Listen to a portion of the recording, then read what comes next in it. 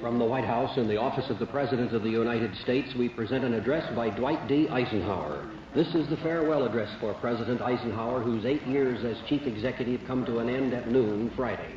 Mr. Eisenhower has chosen this time for his final speech. Ladies and gentlemen, the President of the United States. A vital element in keeping the peace is our military establishment. Our arms must be mighty, ready for instant action, so that no potential aggressor may be tempted to risk his own destruction.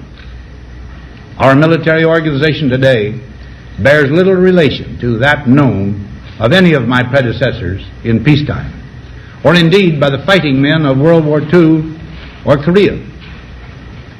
Until the latest of our world conflicts, the United States had no armaments industry. American makers of plowshares could, with time and as required, make swords as well.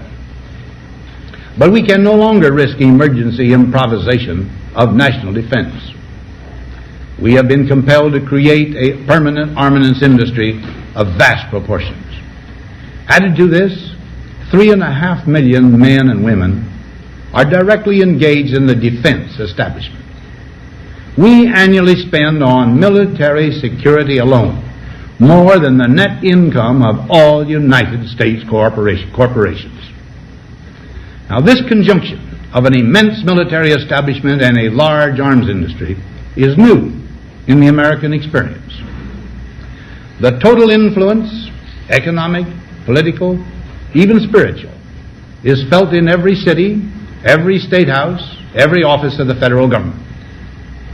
We recognize the imperative need for this development, yet we must not fail to comprehend its grave implications.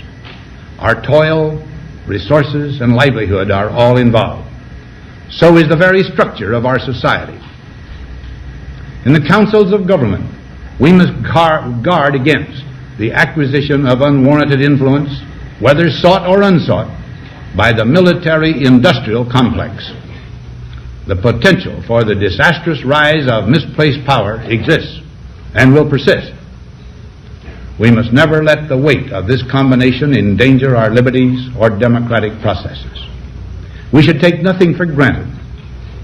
Only an alert and knowledgeable citizenry can compel the proper meshing of the huge industrial and military machinery of defense with our peaceful methods and goals, so that security and liberty may prosper together.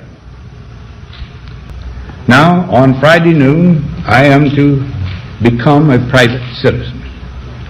I am proud to do so. I look forward to it.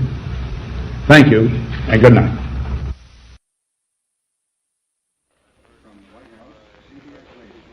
We have presented the farewell address by the President of the United States, Dwight D. Eisenhower, who spoke this evening from his office in the White House.